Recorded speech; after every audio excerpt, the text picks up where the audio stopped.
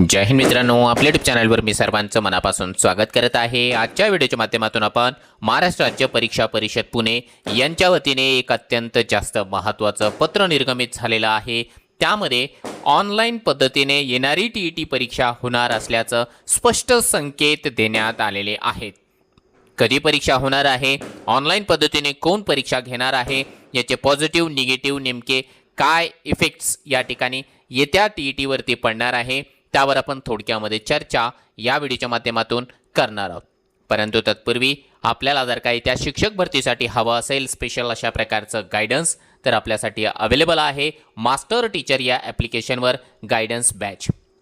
या बॅचमध्ये तुम्हाला पवित्र पोर्टल संदर्भामध्ये कंप्लीट कोर्स मिळणार आहे, व्हिडिओ सिरीज मिळणार आहे, त्यातल्या त्यात पसंतीक्रमाच्या संदर्भामध्ये तुम्हाला योग्य तो सल्ला दिला जाणार आहे। लाईव्ह सेशनच्या माध्यमातून तुमच्या सगळ्या शंका दूर केल्या जाणार आहे। त्यातल्या त्यात सर्वात जास्त महत्त्वाचं म्हणजे डॉक्युमेंटचे प्रॉब्लेम असेल, मीडियमचा प्रॉब्लेम असेल किंवा इतर कोणत्याही प्रकारच्या समस्या, सर्व समस्यांचं सोल्युशन तुम्हाला गायडन्स बॅचमध्ये मिळणार आहे। त्याच्याशिवाय कोणत्याही प्रकारचे कागदपत्र, कोणतेही GR हे देखील तुम्हाला या बॅचमध्ये अवेलेबल करून देण्यात आलेले आहे। त्यातल्या त्यात चर्चा करण्यासाठी ग्रुप देखील बनवून देण्यात आलेला आहे। या सगळ्या गोष्टी तुम्हाला मिळतील मास्टर टीचर या आपल्या हक्काच्या ॲप्लिकेशनवर। बघा, चला आपण जाऊया आता मुख्य मुद्द्याकडे। बघा मित्रांनो, तुम्हाला महाराष्ट्र राज्य परीक्षा परिषद पुणे यांच्या वतीने जे आहे आजच्या तारखेला एक महत्त्वाचं पत्र त्या ठिकाणी माननीय व्यवस्थापक IBPS जी संस्था आहे त्यांना करण्यात आलेला आहे। यावरून एक गोष्ट स्पष्ट होते आहे की टीईटीची जी परीक्षा आहे ती आता IBPS कडे जाणार आहे। त्याचा विषय जर आपण बघितला, शिक्षक पात्रता परीक्षा 2026चं जे आहे ऑनलाईन आयोजन करण्याबाबत आता यांचं जे प्लॅनिंग आहे ते अगोदरपासूनच थोडंसं चालत होतं। आता यामध्ये यांनी असं सांगितलं की 2026चं जे टीईटीची परीक्षा आहे 28 जून रोजी करण्यात येणार होती। सर्व जिल्ह्यामध्ये पेपर 1 आणि पेपर 2 यासाठी जे आहे ऑनलाईन पद्धतीने फॉर्म देखील भरण्यात आलेले आहेत। सर्व जिल्ह्यामध्ये पेपर क्रमांक 1 701 व पेपर क्रमांक 2 1028 असे एकूण 2729 परीक्षा केंद्र निश्चित केलेले होते। परीक्षा केंद्रावर सकाळ दुपार अशा 2 सत्रामध्ये परीक्षांचे आयोजन करण्यात आले होते। तथापि जाहीर प्रकटनाद्वारे या ठिकाणी सांगण्यात आलेलं आहे की 28 रोजी होणारी परीक्षा पुढे ढकलण्यात आलेली आहे। त्यामुळे आता तुम्हाला मेल संदर्भ क्रमांक 3 रोजीचा मेल आहे, त्या अनुषंगाने ऑनलाईन पद्धतीने आता ही परीक्षा घेण्याचं नियोजन करण्यात येत आहे। आणि त्यामध्ये त्यांनी सांगितलं दिनांक 1 सप्टेंबर रोजी माननीय सर्वोच्च न्यायालयाची याचिका आहे, त्या याचिकेमध्ये सांगण्यात आलेलं आहे की सेवेतील शिक्षकांना टीईटी परीक्षा उत्तीर्ण होणे अनिवार्य करण्यात आलेलं आहे। त्यानुसार सेवेमधील शिक्षकांना व सेवेत येणाऱ्या शिक्षकांना टीईटी परीक्षा उत्तीर्ण होण्याकरिता 2028 पर्यंत मुदत देण्यात आलेली आहे आणि त्यामुळे सदर परीक्षेचं आयोजन जे आहे वर्षातून किमान 2दा घेण्याचे प्रस्तावित आहे।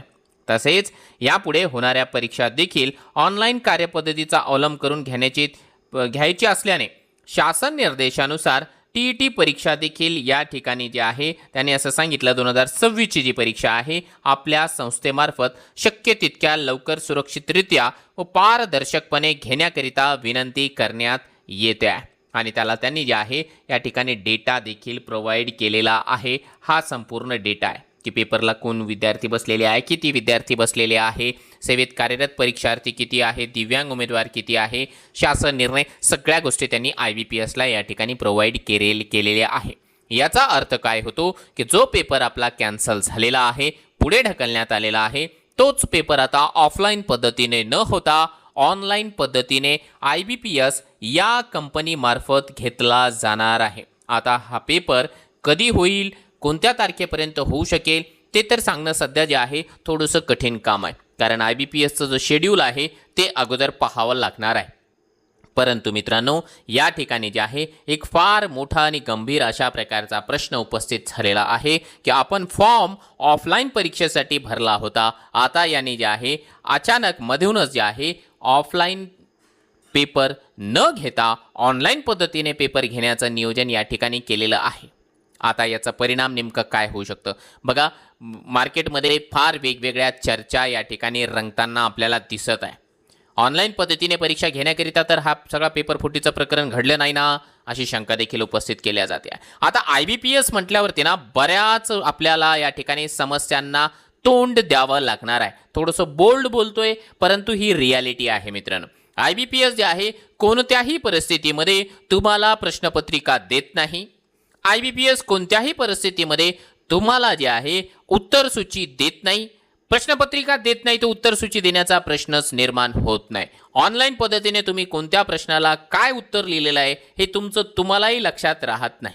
म्हणजे IBPSनं जो निकाल दिलेला असेल तो तुम्हाला मान्यच करावा लागणार आहे, मग तो कसाही असू द्या. आणि IBPSचा फॉर्म्युला हा नॉर्मलायझेशनचा फॉर्म्युला असतो. म्हणजे आता TETमध्ये नॉर्मलायझेशन होणार आहे का, हा एक महत्त्वाचा नवीन सवाल आपल्या सर्वांच्या समक्ष या ठिकाणी जे आहे यक्ष प्रश्न म्हणून उभा आहे. IBPS सर्वांची परीक्षा एकाच दिवशी घेऊ शकेल का, त्यांच्याकडे सगळी केंद्रे आहेत का, हाही एक महत्त्वाचा प्रश्न आहे. त्यातल्या त्यात आणखी दुसरा एक महत्त्वाचा प्रश्न की ज्या ज्या जिल्ह्यामध्ये जवळपास महाराष्ट्रामधल्या प्रत्येक जिल्ह्यामध्येच TETचं सेंटर होतं, आता त्याच धर्तीवरती IBPSचं देखील जे आहे एक्झाम सेंटर प्रत्येक जिल्ह्यामध्ये असेल का, हाही एक महत्त्वाचा प्रश्न सध्या आपल्या उमेदवारांच्या मनामध्ये निर्माण झालेला आहे. काही कालांतरानंतर यांची उत्तरे आपल्याला मिळतील, परंतु IBPSची जी आहे घातक गोष्ट ही आहे, पेपर तो आपल्याला देणार नाही. त्यांचे प्रश्न चुकलेत हे तो कदापि मान्य करणार नाही. आपल्याला ॲन्सर की कधीही तो आपल्याला प्रोव्हाइड करणार नाही. आणि विशेष म्हणजे IBPSचा पॅटर्न थोडासा डिफरंट टाईपचा असतो, कारण IBPS हे संपूर्णतः जे आहे बँकिंग क्षेत्राला वाहून घेतलेली एक संस्था आहे, जे की त्यांची परीक्षा अतिशय व्यवस्थितपणाने पारदर्शी पद्धतीनेही म्हणूया आपण, परंतु ती त्यांची परीक्षा जी आहे व्यवस्थित पद्धतीने पार पाडते आहे. कारण आपली शिक्षक भरतीची जी TITची परीक्षा आहे IBPS मार्फतच होते, परंतु त्याचा संपूर्णतः सिलेबस हा वेगळा असतो. परंतु त्याच्या बाबतीमध्ये देखील जर आपण बघितलं की मराठी विषयाचे प्रश्न म्हणा किंवा इंग्रजी विषयाचे प्रश्न म्हणा, ते जरासे जे आहे जगावेगळेच प्रश्न आपल्याला पाहायला मिळत होते. आता आपल्याला भीती निर्माण ही झालेली आहे की ज्या पद्धतीने TET परीक्षेचा पॅटर्न आहे 30 मार्कांचा, 30 मार्काला मराठी म्हणा, 30 मार्काला हिंदी म्हणा, 30 मार्काला बालमानसशास्त्र म्हणा, त्या पद्धतीची जी आहे सेम टू सेम आत्तापर्यंत जी चालत आलेली पद्धत आहे किंवा जो काही क्रायटेरिया आहे किंवा जो पेपरचा पॅटर्न आहे तोच पेपरचा पॅटर्न असेल का, की IBPS जे आहे आपल्याच पद्धतीने जे आहे जास्तीत जास्त मॅथ आणि रिझनिंग यांचाच भाडीमार करणार का, 30 प्रश्नांचा क्रायटेरिया जो आहे तो फॉलो होणार आहे का. कारण जर फॉलो झाला नाही तर आपल्याकडे पुरावा देखील नसणार आहे. यदा कदाचित समजा त्यांनी 50 प्रश्न गणिताचे टाकून दिले, आपण त्याच्यावरती ऑब्जेक्शन घेऊच शकणार नाही, कारण आपल्याकडे कोणताही पुरावा नसणार आहे. असे बरेचसे अनेक असे प्रश्न आपल्यासमोर या ठिकाणी निर्माण झालेले आहे. सध्या तरी तुम्हाला नेमकं मला ज्या शंका या ठिकाणी उपस्थित होत आहे त्याच शंका उपस्थित होत आहेत किंवा ऑनलाईन परीक्षाच आपल्यासाठी चांगली आहे त्यामुळेच फायदा होणार आहे, त्या संदर्भामध्ये आपल्याला जर का काही मतं व्यक्त करायची असेल तर आपल्या व्हिडिओच्या खाली कमेंट बॉक्समध्ये प्रत्येकाच्या कमेंटचं या ठिकाणी स्वागत आहे. आणि शिक्षक भरतीसाठी आपल्याला हवं असेल स्पेशल अशा प्रकारचं गायडन्स तर आपण मास्टर टीचर या ॲप्लिकेशनवरून जे आहे गायडन्स बॅच जॉईन करून घ्या.